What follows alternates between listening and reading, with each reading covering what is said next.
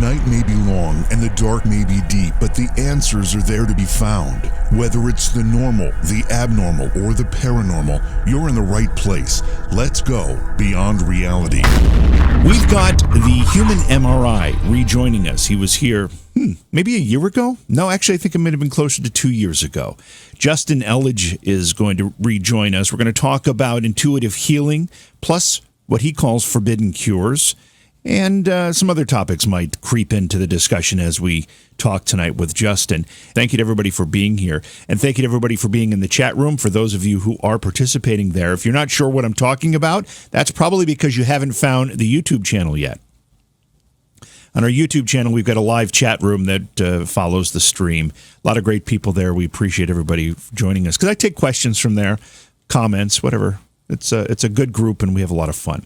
A couple things I want to mention. Last night's program, I had a lot of inquiries about what our first guest, Dr. Hotze, said about a free book, because he said it so quickly at the end of our discussion with him that a lot of people didn't catch it. So what he said was he is giving one of his books away for free to our audience. And what you need to do, there's a phone number involved, so you can either replay this to get the number or you can write it down. But the number is 281-698-8698. You call that number and you say you heard Dr. Hotze on, he said, say, JV's show, and that he said something about a free book, and they'll send it to you. So, again, I'll give you the number one more time, 281-698-8698. And I will post that number in the chat room as well. I also want to thank Richard Lauer for becoming one of our fine Patreon supporters. We appreciate the people that can do that for us. It helps us with some of the expenses of bringing the program to you.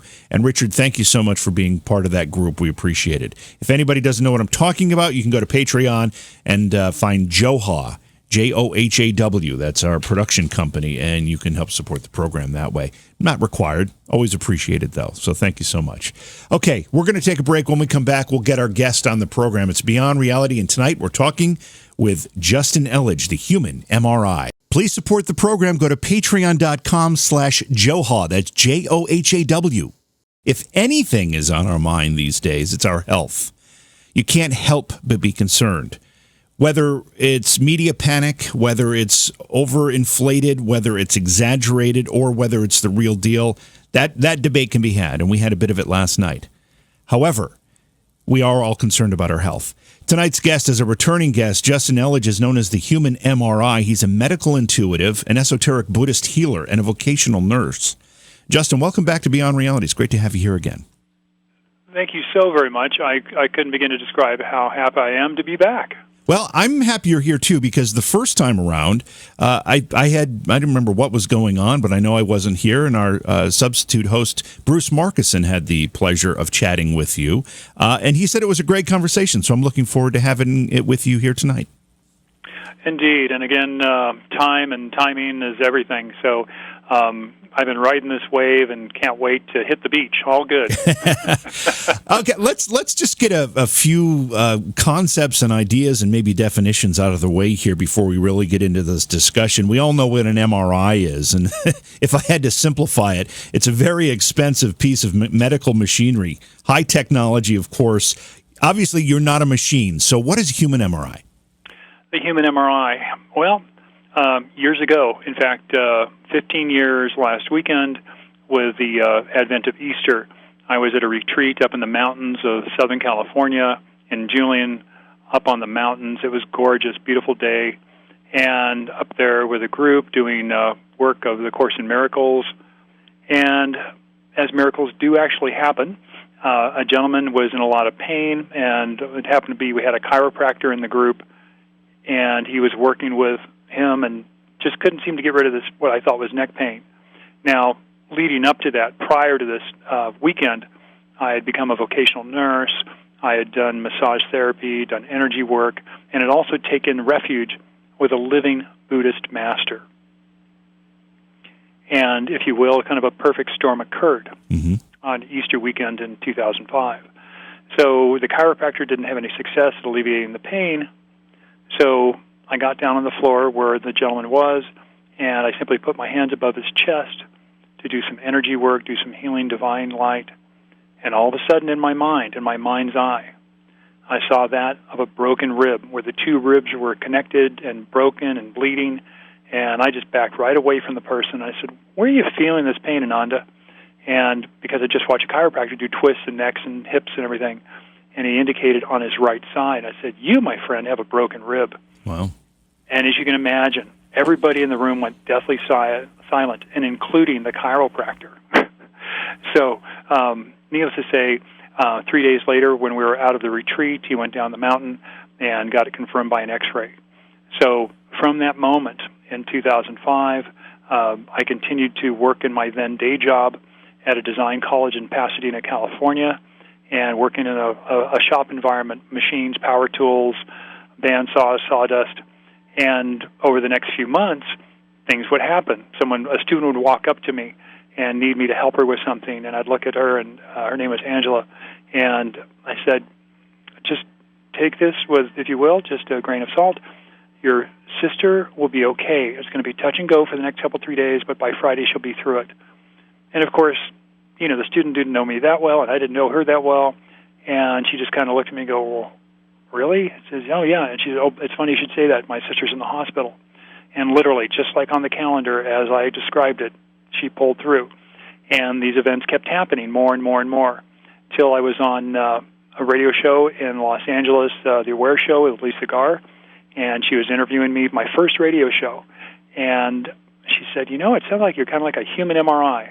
And I just thought that was perfect, and the name stuck. Wow. That must have been an incredible experience. Let's rewind back to that first experience you had.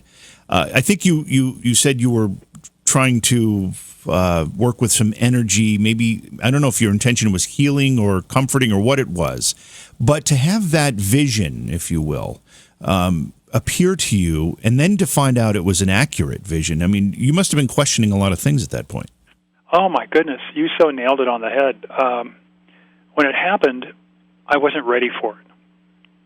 I've read stories. I grew up reading the works of Asimov and Heinlein and Ray Bradbury, all the science fiction writers, and of course a lot of the fantasy novels, and even including Harry Potter.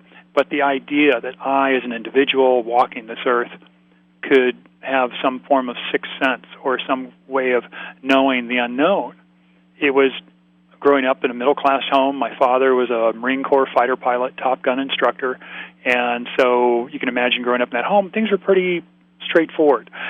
And I just had a hard time accepting what I was doing because it would just be happening so frequently. Whether I was on the job, I might be talking to someone on the phone like this, and the next thing you know, the information would come in, and I would share it, and it was just like, wow. And it would just keep happening. But it was at least 6 months of me really scratching my head. A friend, a colleague, who also one of the most brilliant medical bio researchers I've ever known, Nancy Batchelder, had clients that she was working with that had strange issues on their body that she was helping work on. And so I explained what was happening to her about this event. And she goes, "Really? Why don't you view my health?" And I'm driving home with work, still a little bit of the sawdust, and I'm literally driving home on my cell phone with my headset, and I start describing all these medical and physical problems with her, which she had never shared. Oh. And she was literally, and I was in tears at this point because I was really doing it. It wasn't just a fluke. And she was so impressed by that, she would start calling me at work and call me over to the phone and say, "Justin, I have this woman here. Can you tell me about her?" And I would dial in, and I'd close my eyes for a moment. I get this entire image of the woman. This particular one was the first time she called, so it stuck with me. She's 55 years old, red hair, freckles. She's dealing pre-diabetic. She needs to change her diet. She's got too much carbohydrates, and she needs to work on her proteins. Okay, got to go. And hung up the phone and went back to work. And this happened 3 more times over the next month or so, and I was actually starting to get annoyed. And because I was working, I had a day job. So very reluctantly, I started doing this practice. And then a few more incidents and amazing circumstances happened, and I finally said yes. I met a wonderful medium Hans Christian King, who made his home in Asheville, North Carolina, which I live near now. And when he saw me that same year, everything happened in 2005. It was like all the stops were pulled out, all the perfect storm of things I needed to experience. And he had seen literally thousands of clients over the years of different people, wanted to talk to loved ones. And I just said, oh, why not? He was the best that there was that I knew of. And so I had a session with him, and he basically shut down. He went out of his body. And he came back, and he said, Justin, do you have any idea who you are? And I go, well, not really. What are you saying? I'm not sure. I'm not sure I'd want to know if I heard that. Indeed. And he was dumbfounded. Yeah. And I actually have this all on audio. I actually have a recording. And he said, I've done thousands of readings, and this is the first time I've been completely out of my body, and they showed me who you are beneath all the exterior, beneath all the beliefs, beneath all the stuff you've learned in this lifetime. And he said simply this, you are a master. And that was actually more frightening to me and uncomfortable had he said, oh, yeah, you're psychic and you have this ability, you can practice. And it's like, okay, I can practice. He said, no, you are a master, and there is nothing I have to tell you, there is nothing I can share with you that you will not know by yourself or come to understand. And we just talked after that. How's it going? And I left kind of in a strange perplexion of not sure which way to go, but it's just the universe was saying yes. And so it was my agreeing to that, to do this work. Whoever showed up at my door or by phone or by Skype, whatever it was, I would start working with them, and people would start having these miraculous breakthroughs. Today, I will share that I was working with a client, and she's been to every allergist, every MD. She's had hundreds of tests and tens of thousands of dollars spent to find out why she couldn't breathe. She was like suffocating. And as we dived into her body, mind, and spirit today, it came out that she had died because someone had killed her with a spear in a past life. And as we worked through this, I did my healing work through this, and we got her to see the spear and understand what had happened and why it had happened. And she came to realize that she was defending the defenseless and literally put herself between the spear thrower and those she was guarding. I'm getting goosebumps just telling you the story. And this was today. And after that, she was laughing and breathing, and everything was fine. And it's those kind of breakthroughs that I find incredible. And I can't put that in a book. I can't put that on a CD. And so I still do this work on a day-to-day basis. I still work with clients from all over the world. My very first client out overseas was in Africa. A 7-year-old boy who had stopped growing. He was about the height of a 4-year-old. And the family had a large farm. They had funds. They were able to take their son to different specialists around Africa, Europe, whoever they could figure that might be able to figure out why this young boy stopped growing. And if you'd like, I'll show you what it was.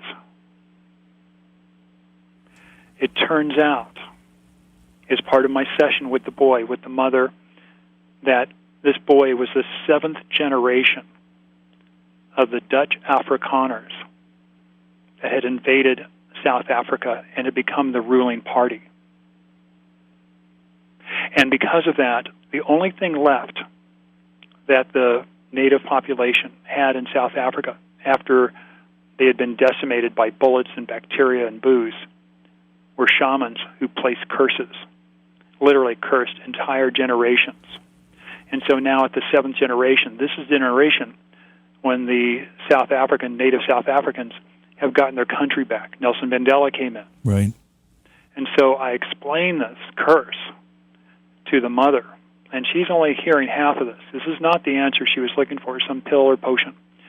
And so I shared with her, this is what I see that you need to do. 1, you need to find a local aloe vera plant and use this as an ointment.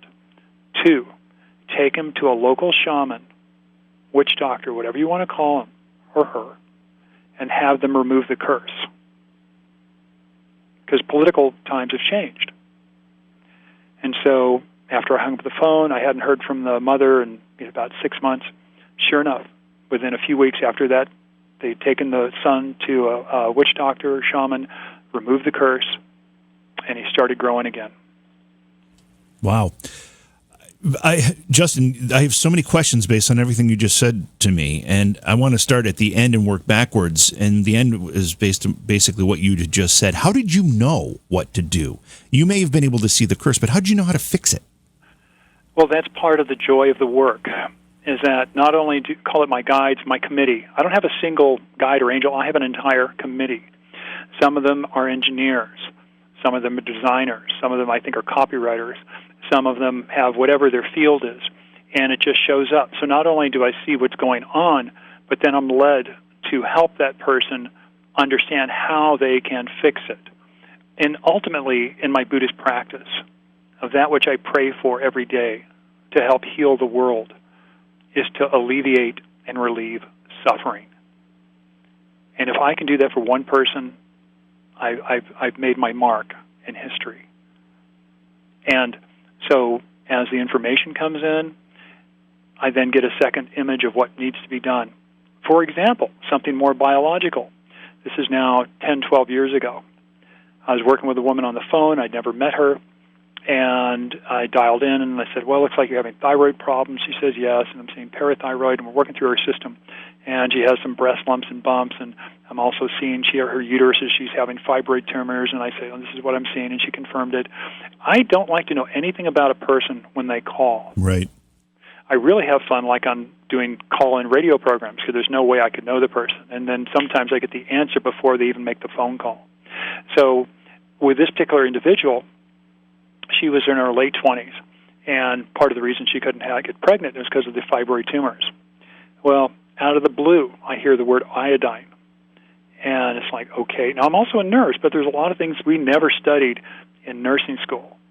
And though I had an understanding of nutrition, and I actually passed the nutrition biology course all by myself, never took a single class, I was able to pass it on the first test, that I had a lot of native information, but also there's always more. So when I'm in that state, and I saw for this woman, she needs lots of iodine for not only her thyroid, but it turns out that women and men need lots of iodine, and it's been lost to our diet.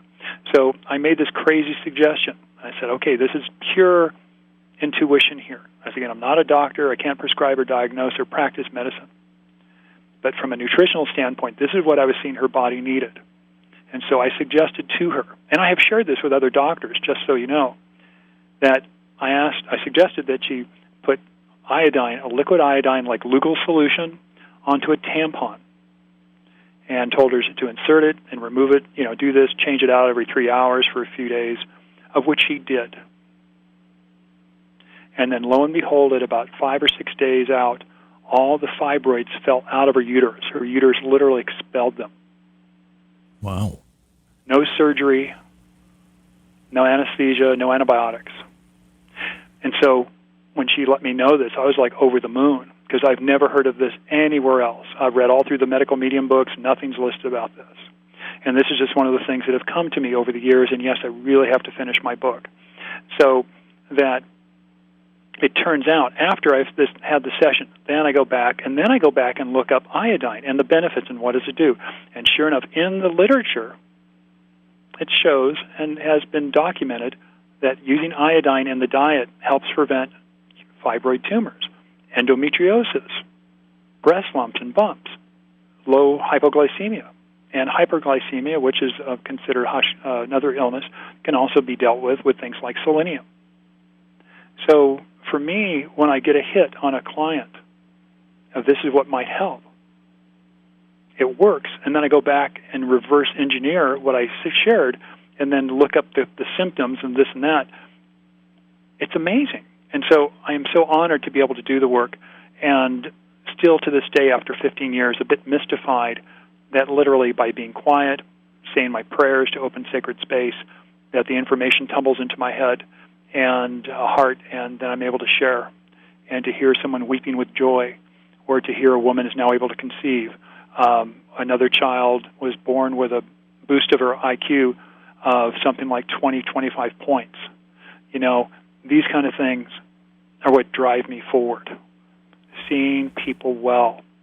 And it's an incredible journey. It's greater than any fictional novel I've ever read, bar none. Justin, I'm sorry. No, go ahead. Yeah. Finish what you're saying. And I get to do it every day. Yeah. I want to take you back to the consultation or the reading or the session you had with the medium who defined you as a master. I've had folks on the program use the word master before. Not everybody uses it the same way. In what way was it being used, and does it apply to you? Then, back in 2005, I didn't accept it. Now, today, with all the practice and things I've learned of esoteric Buddhism and more, I am flowing into that place. Call it being a master, call it being an adept, a shaman, that I'm able to do things for individuals either in the same room or at distance. I was on a telesummit 2 weeks ago, and I was actually able to demonstrate healing water over thousands of miles across the planet. And people actually wrote in their experiences that I can do it right now if you'd like. If you want to get a cup of tap water at the break, I will demonstrate that to you. And so is this a gimmick? No. Is it magic? No. It's a practice that I do, that I've learned from a then living master, Master Yu. He was a Buddhist teacher, came from the East to teach ways to stay safe from things like Fukushima, COVID, Corona, H1N1, and all of the things that he has taught and has handed down. And I have books and books and books of literally a how-to manual to invoke the angels, the guides, the Buddhas, to help heal, to help protect. And as part of that practice, of course, I also bring it to my Western philosophy. And there are people that aren't willing to dedicate 25, 50 years to their life to learn these esoteric practices. And they need healing now. In fact, one of my greatest adventures right now is sharing ways to help stop the COVID virus within 5 minutes. This is something that's learned along the way. Yes, it is quite possible to stop the COVID virus and H1N1 and SARS. When you say stop it, do you mean stop it being transmitted to yourself, or stop it once you've been infected by it, or do you mean stop it globally? Well, it would globally would take time, but a practice that I've developed, and this is a biological, not a spiritual practice, that I've developed a technique that I have found. I've had the flu twice. I had the flu in January and I had the flu in February, but it was not the COVID virus. I wasn't in contact with anyone. And I had the flu in 2019. I had the flu in 2018, back in January. I had the worst flu of my life in January 2018 after being over in Ireland. And so normally I have a flu, I do what I do. It's gone within a few minutes, if not a few hours. This one hung on for 2 weeks, which for me was unbelievable.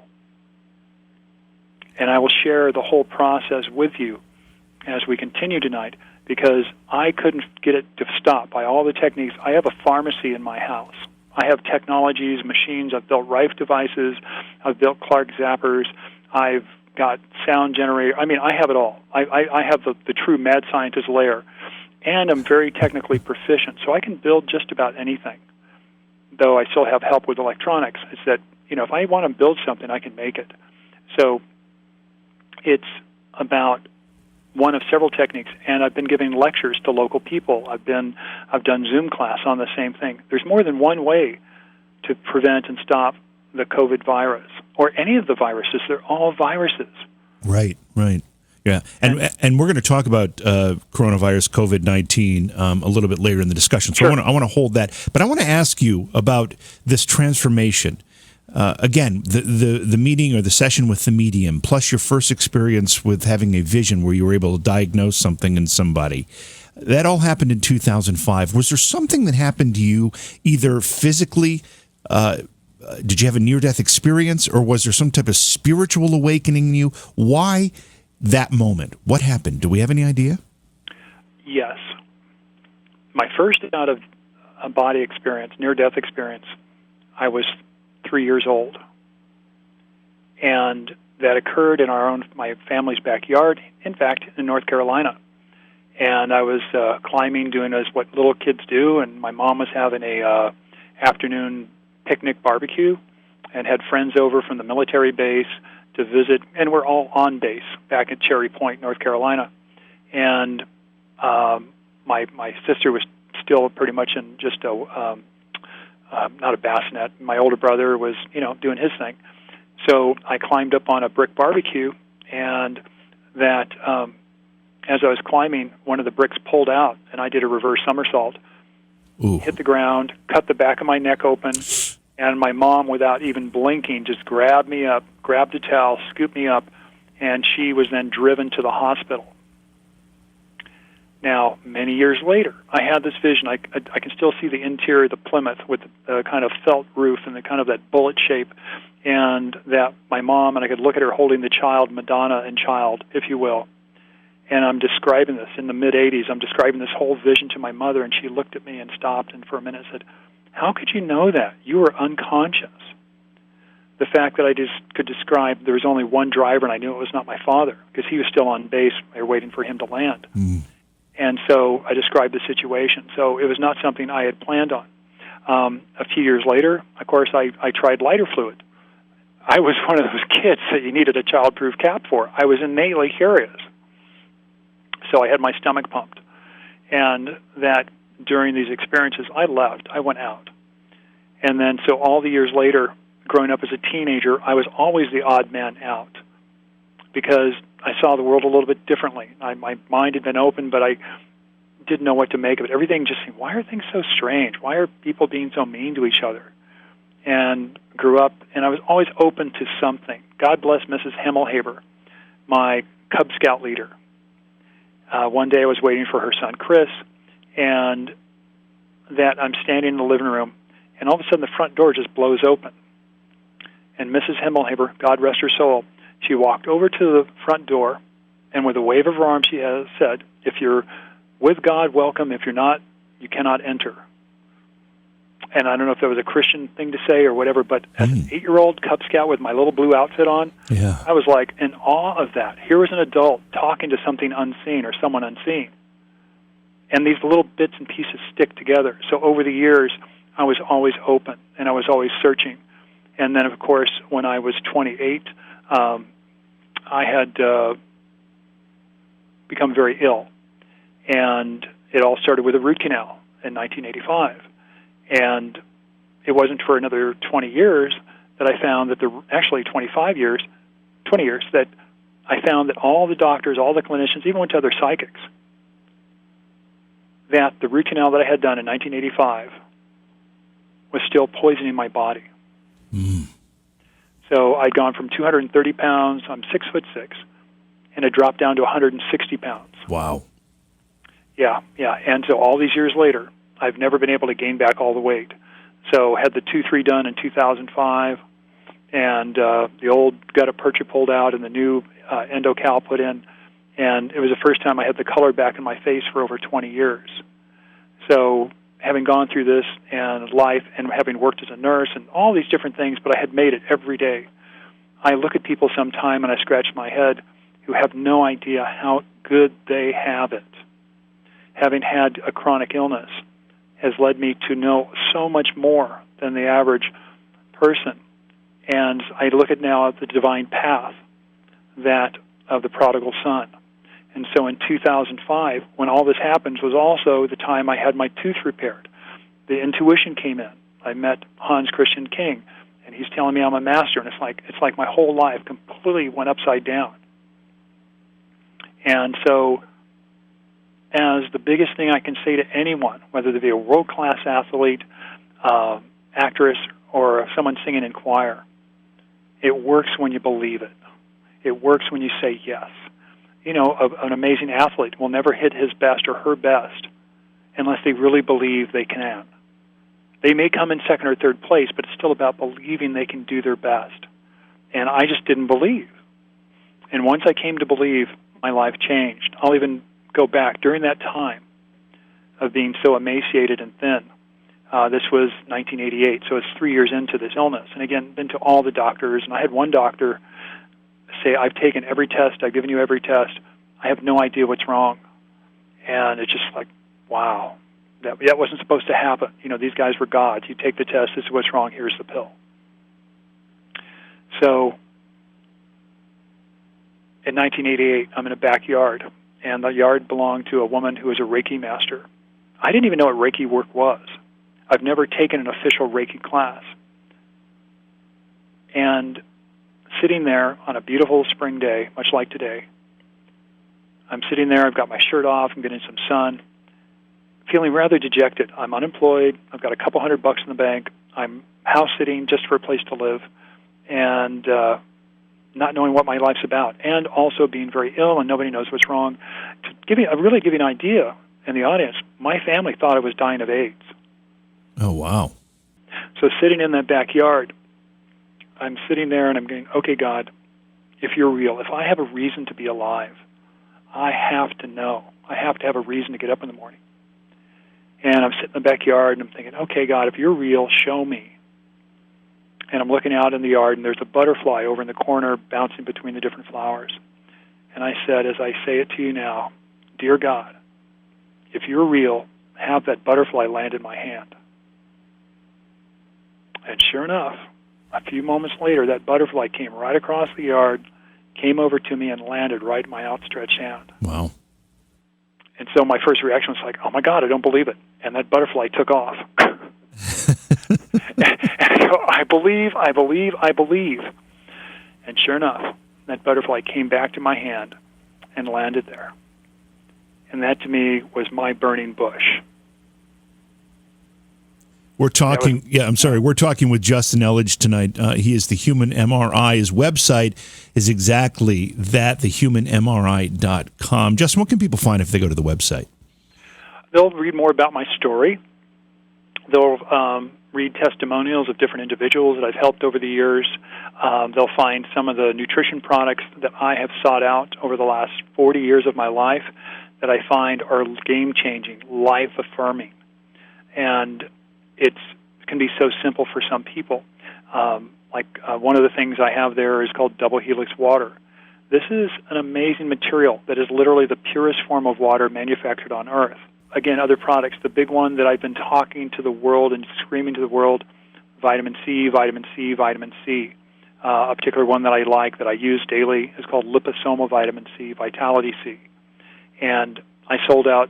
I started putting out flyers about vitamin C back in January and February, and then all of a sudden everybody woke up to the coronavirus is coming, and I sold as much in a week than I did in a year. And so getting more in and all these things from a business standpoint. These are I try to keep it really simple of what things work amazingly. Some of the other things you'll find, there are, other links, other individuals. But the bottom line is that I'm here to serve. I'm here to help a person recover not only their health, but their birthright. Our guest tonight is Justin Elledge. He's the Human MRI. His website is called thehumanmri.com. That's the web address. You can find a lot of great information there. He is a medical intuitive, an esoteric Buddhist healer, and a vocational nurse.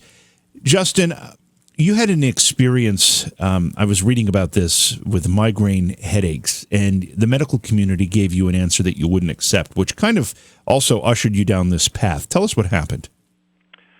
Well, I think it's part of my nature to be stubborn, and when someone tells you something, this is what started me on this alternative path, was sitting in the doctor's office at the age of 14 or 15 to a neurologist that was recognized all over the United States, top of his field, graduate of USC, and he looked at me and he kind of put his arm on my shoulder and said, son, you have a migraine headaches, and you're going to have to get used to them. You're going to have them your whole life. And as you can imagine, my heart fell. All the things I'd planned or wanted to do, having experienced a migraine headache, is probably the most painful, excruciating, annoying, sickening experience I can ever describe, because you never, ever know when the next one's coming. So my desire of being a pilot like my father was out the window, to do things like become a fireman or anything else of things that require you to be there 100%. I couldn't do. So it was a very sad day. And at the same time, it's like, this cannot be true. This cannot be right. I know this is what this learned man is telling me, but there's just no way that I can accept that is why I'm getting migraine headaches. I didn't have them when I was 10, didn't have them when I was 12, didn't have them when I was 13. Started having them late, when at the end of my 14th birthday, and they continued for many years. What I came to realize years later, that the migraines that I was getting was all caused by doctors. Specifically, it was caused by modern dentistry.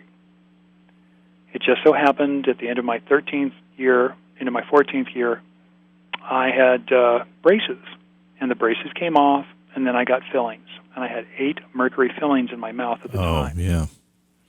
So my response, my body, which was very sensitive and still is, needless to say, maybe it was a fall off the barbecue, or maybe the lighter fluid, don't know. Or it may have been just a standard American diet. Not eating enough salads, doesn't matter. So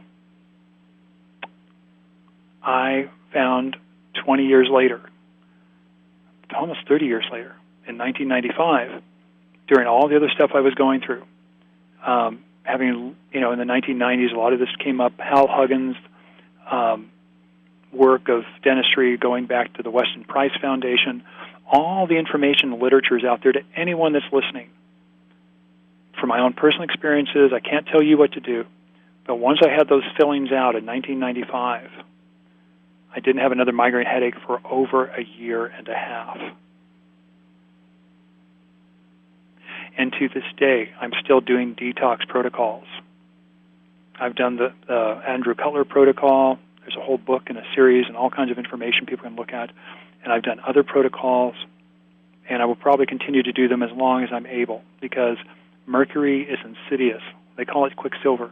Yeah. And I personally believe those mercury fillings, and also the glyphosate, the Roundup, the pesticides, the fluoride, the bromine. For those in the audience that know what I'm talking about, they're nodding their head yes. All of these chemicals are creating a neutered brain.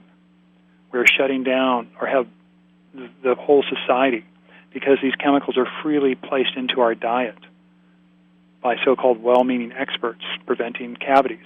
There's no real evidence to show that fluoride treatments of water processing plants ever has stopped a single cavity. If anything, it makes it worse. My body has continued to improve and heal over the years, and I'm not there yet.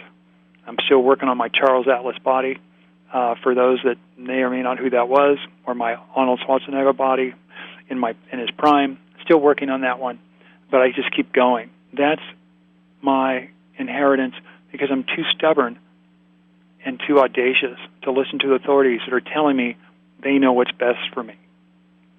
And so by choosing this path, being the outlier, has made all the difference. I hear more and more about heavy metal toxicity as being identified as the culprit, if you will, for a myriad of health issues. And there are more and more people such as yourself that I would call non-traditional medical people that are looking at this idea and looking for ways to mitigate it and seemingly having a lot of success with it. Indeed. When I'm working with a client on the phone, I can usually tell in my mind's eye literally which tooth is the tooth that's causing the problem in their mouth, even though they might be 500 or 1,000, 10,000 miles away. And it's very often the first thing that comes up in a session. I see the teeth, I see the state of decay, I see the injury, I've seen the mercury fillings underneath a crown that a person had. And I'd ask them, look in the mirror, do you see any mercury in your mouth? They go, no. And I said, there's still some there, you need to get it looked at. And sure enough, they went and got an x-ray, confirmed by doctors that there was still mercury underneath the crown, and that was leaching into their body. So it's insidious. And the crazy thing is, there were 2 dental groups that got started in the late 1840s, 1850s. The one dental group refused to use the new silver amalgam, which is a chemical that the then early pharmaceutical industry came up with, because they knew it had mercury in it, and there's no way to stabilize mercury in a solution. It comes out one way or the other. There's videos and books and all that. I'm not going to go there. And the other group said, we will be happy to use the amalgam fillings. And the one group that said we're happy to use the amalgam fillings became the American Dental Association, which still survives today. So it's not like this is new. We're talking 170 years, for God's sake, of this being an issue. Now, take this. I want you to, everyone listening, to really listen to what I'm about to say. Mercury toxicity is tetragenic. Mercury toxicity is generational. So if a woman has mercury in her mouth, she can pass it on to their child. And that mercury blocks the ability of the body to absorb magnesium, which is needed for every kind of thing like depression and ADD and all these different things, without even getting into the whole vaccine controversy. That was going to be my next question. Right. Well, I'll stay out of that one for this time we have. I mean, that's a whole other conversation. But that, again, the mercury, the quicksilver, will go through the placenta, goes through the blood-brain barrier. It literally go into every organ. And that's why it's so mischievous, because it wears 1,000 hats. We've all heard of the character from Alice in Wonderland, the Mad Hatter. Yep. Well, there really were Mad Hatters, because back in the day when they wanted to get the beaver skin or the pelt of whatever hat they were working in to relax and to be able to be formed onto the hat shape, they would use mercury.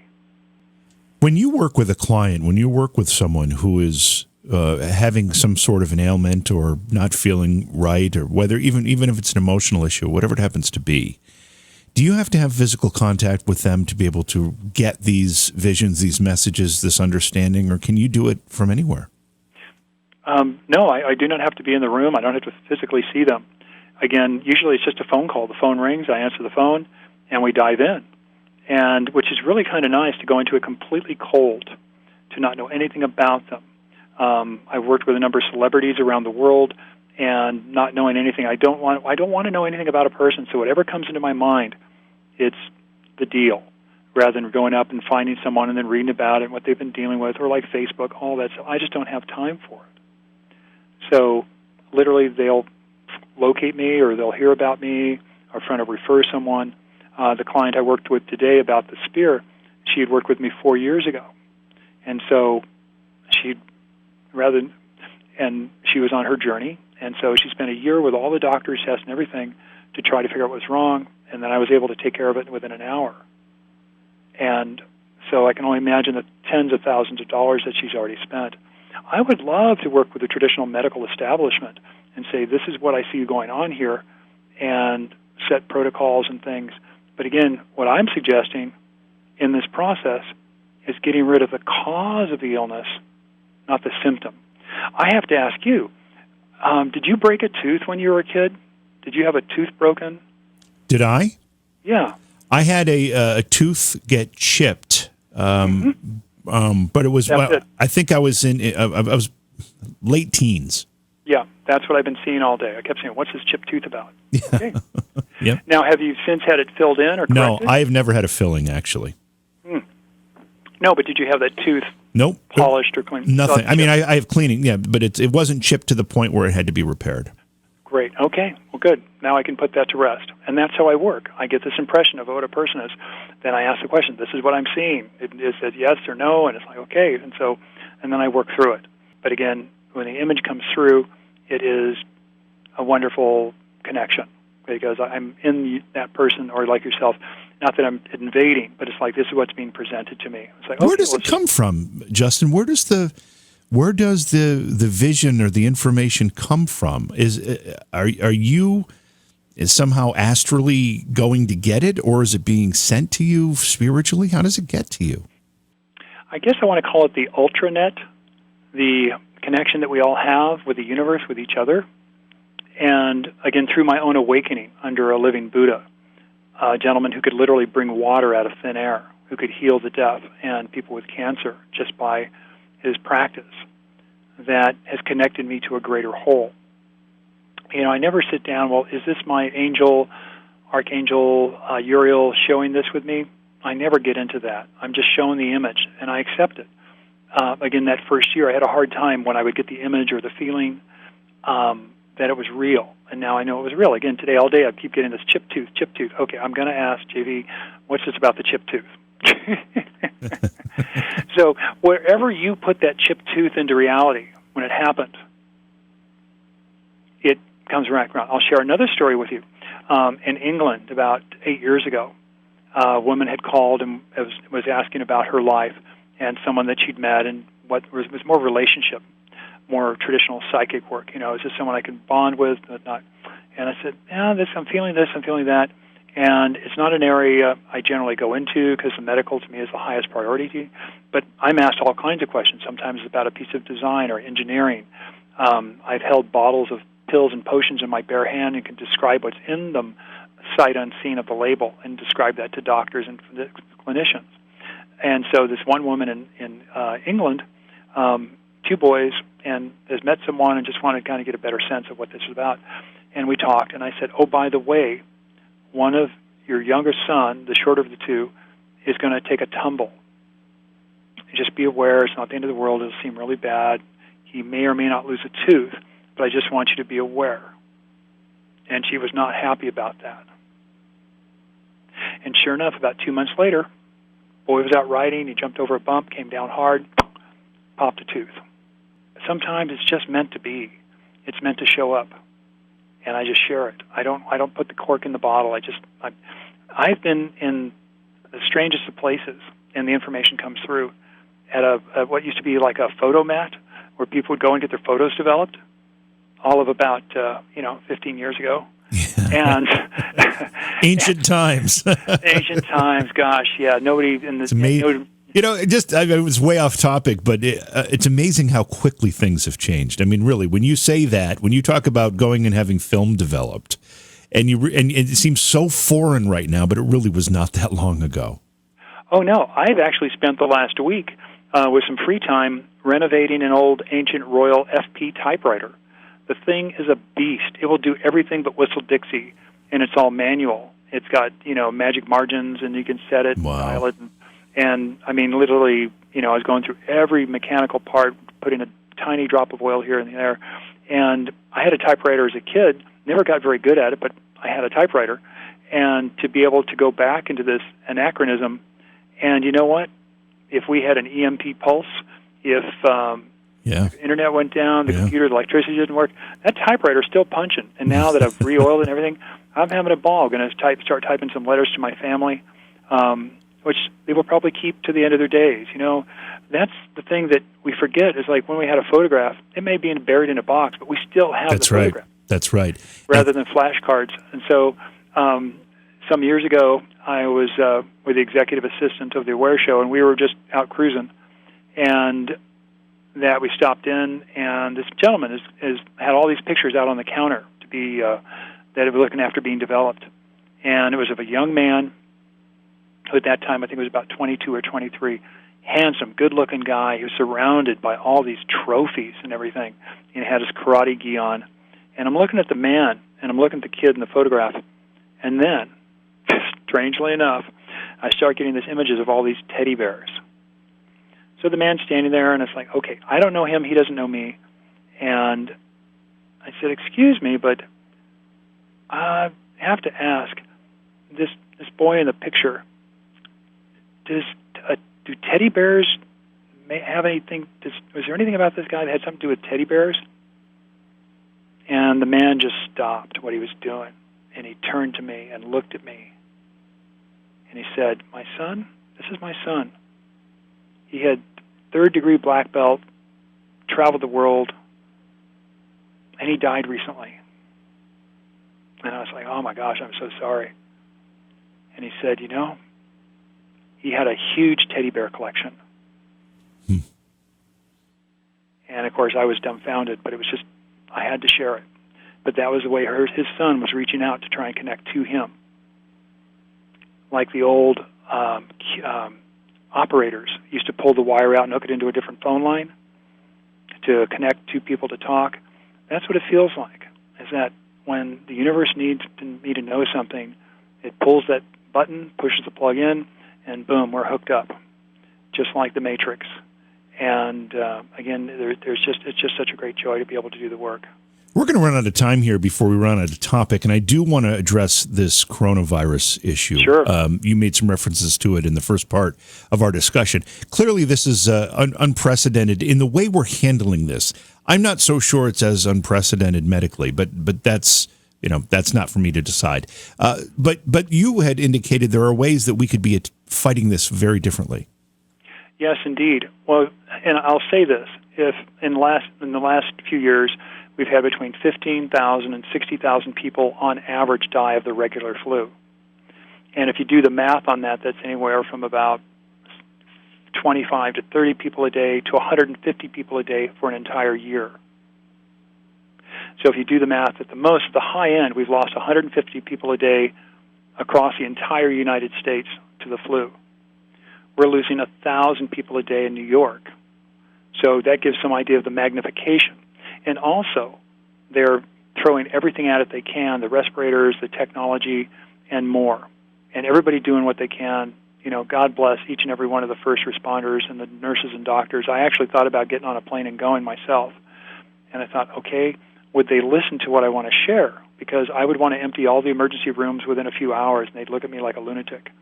So let me share with you what I have tried to share. I've tried calling up health departments. I've given this talk several times now, and I'll do this right now. The quickest, fastest way I know how to shut down any respiratory virus is with a very common material that you can buy when it's available at any health food store, Whole Foods, or Amazon. And that material is called colloidal silver. Now, colloidal silver was demonstrated by the National Institute of Health in 2011 to be more effective than placebo. And what was 90% of the children that they did placebo versus colloidal silver with got over their colds significantly faster and their flus. And I would be happy to pull that up, Cindy, that you can actually do the search on it yourself. Is it just a supplement? Is it just a supplement? Colloidal silver is an actual elixir that takes the metal silver in its purest form, using electrolysis or electricity. It breaks the silver into tiny, tiny particles. Now, I also have to say is the FDA does not condone or merit it for internal use. However, they do put it in ointments. They put silver into surgical materials and plastics to keep them from allowing infections to create. Things like catheters and things now have silver threads in them to prevent infection. So the colloidal silver, which has been around since about the 1860s, was originally being used as an antibiotic up until about the 1930s because it worked. And so that was before the sulfur drugs and the antibiotics. And so colloidal silver fell out of fashion. That said, it may be the once and future solution. So I share this. So this is the trick with colloidal silver that I have found that has worked for me, amazingly. And that is, I take colloidal silver, and this is my own, and this is all for educational purposes, folks, so I don't want anybody suing me. So this is what I've done. And so I take colloidal silver, and I get the little spray bottle, little one, and most colloidal silvers, there's 100 brands.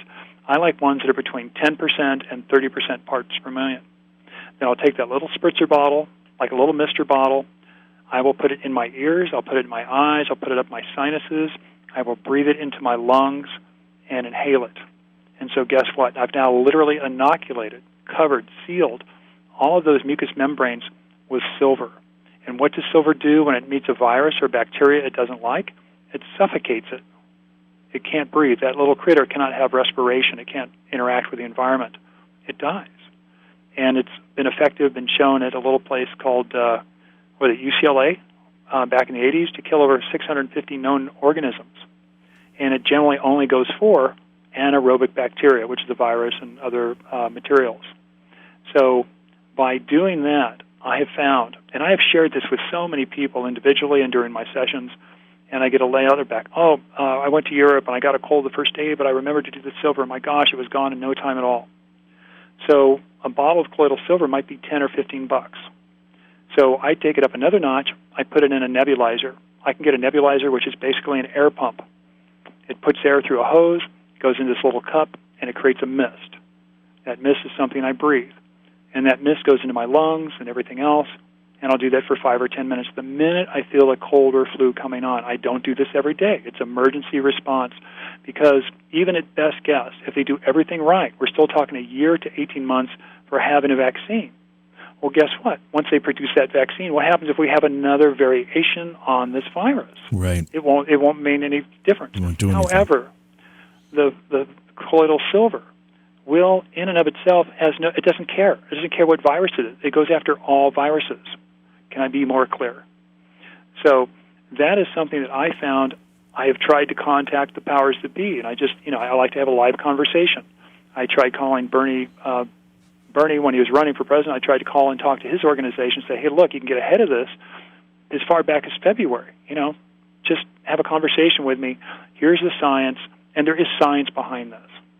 I'm really concerned that this particular bug is literally going underground or boring its way into the lungs, and it's going to sit there until it gets reactivated. And now they're already starting to see people that were tested positive and tested negative and now testing positive again. So it's a virus. It's a little robot doing its thing. And we could do a whole other conversation about what I intuit about the coronavirus and why some things will help and some things not. So of all the things that's over the counter, again, will the colloidal silver cause harm? I guess you'd have to drink a gallon of it, at least in my experience since 2000. I probably drank the equivalent of a gallon of it anytime I felt a cold or flu and used it. I use it topically as an antibacterial, scratches, itches, all those things. I found it to be really good. It is approved for use topically, but the FDA has never made an exact statement. But it's kind of gotten the GRAS, which is generally recognized as safe. I do not know of a single case of someone being poisoned by true colloidal silver. There was a gentleman who his skin turned blue when it's a term called agraria, and he admitted in his own video when he was talking about this, and it's in YouTube, that he was drinking the wrong form of a liquid silver. He was drinking the stuff they use for photo development. And that would be the last thing, and that is not it. So people, do your homework. If you're going to look up colloidal silver, look it up, read about it, and this is one way to go. I'll share another tip, and this is something it costs $3. It's that simple.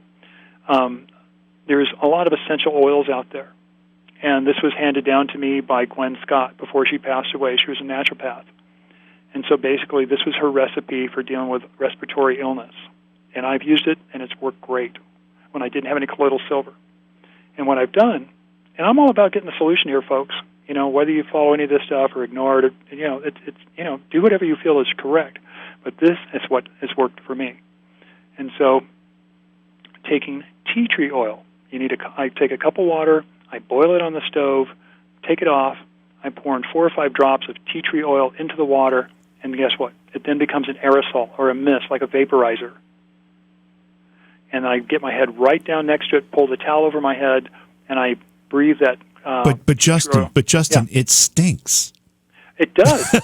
And the reason I'm saying that is because you must have been talking to my daughter within the last month or so, because she's got a diffuser in her room, and she's got this tea tree oil stuff she's diffusing in it, and the whole house smells like this tea tree oil. And I said, Alex, here's her name. I said, Alex, what are you doing with that? And she said, it kills the germs. It does. I said, really? I'd never heard of this, and now I'm hearing it again. Wow. Yeah, and it's also good for snake bites. It's also good for poison ivy and itching and any kind of insect. But, of course, the whole home run, the best thing I'm going to say, and it's been repeated for 80 years, high-dose vitamin C. All right, that's where I wanted to go next with this conversation. Yeah. Let's talk about vitamins and nutrition a little bit. You brought up vitamin C earlier. I've had other guests on the program that are singing the praises of vitamin C. This vitamin C is not new, but it suddenly seems to be coming of age. And it couldn't happen sooner. There was a Dr. Klepper, who also happened to be from North Carolina. He was treating mumps. He was treating measles. And I think he was even doing diphtheria and other illnesses, which were considered incurable at the time, by using high-dose vitamin C. And we're talking IVs, and we're talking, 10, 20 grams a day, a lot. But let's bring it forward into the 21st century. And these are mega doses. Oh, yeah, and that's the thing, is that I want people to realize, one vitamin C tablet of 500 milligrams will just antagonize a virus. It's more than you usually get on a day-to-day. And by the way, people are thinking, well, why can't I just eat an orange? Let me tell you how much milligrams of vitamin C are in an orange. 60 milligrams. So to get the basic vitamin C, you need to have to eat 10 oranges a day just to get up to a decent level, even though the RDA is much lower. That the RDA is just to prevent scurvy. They haven't done tests for what illnesses it will prevent, even though it's in the documents. There's something like 1,400 peer-reviewed papers published on the benefits of vitamin C, and it's the only antiviral I know of that's incredibly safe and is easily usable and is darned inexpensive. There is actually some doctors using them now as part of the coronavirus care. There was a write-up in the New York Post about 2 weeks ago about a doctor giving IV vitamin C to as soon as they walk in the emergency room and worry about whether or not had COVID or not. Does the vitamin C act as a fighter of the virus or these illnesses, or does it provide the body with a boost to its immune system that actually makes it effective? As I understand it, it gives the body the Velcro it needs to get the white blood cells to have the virus stick to it. But aren't there levels of not just vitamin C, but all of vitamin supplements that can be toxic too? Well, there are the ones that, iron would be the one I would personally want to stay away from at this time, because some viruses and bacteria actually like iron. So I'm not saying become completely anemic, but that's one I would stay away from. And again, please do your homework and read up on all this stuff, everybody. And that, of course, vitamin C is my number one, but then we also have vitamin D.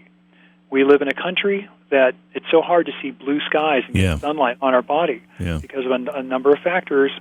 And that one is that we've been told not to. Let me tell you, just a second, is that the most important thing about vitamin D that people don't know is it for it to be fully bioactive. If I went out in the sun on a sunny day on the beaches of Waikiki and laid in the sun all day, I would get sweaty because I, one, did not use sunscreen, which our ancestors didn't have sunscreen. And what happens when the sun cooks our skin a little bit, the oils come out. And then the secret is, if we go to bed that night without showering or bathing, those oils get reabsorbed back into the body. And that is when we get the most benefit from vitamin D. For exactly, another thing we need a lot of is zinc.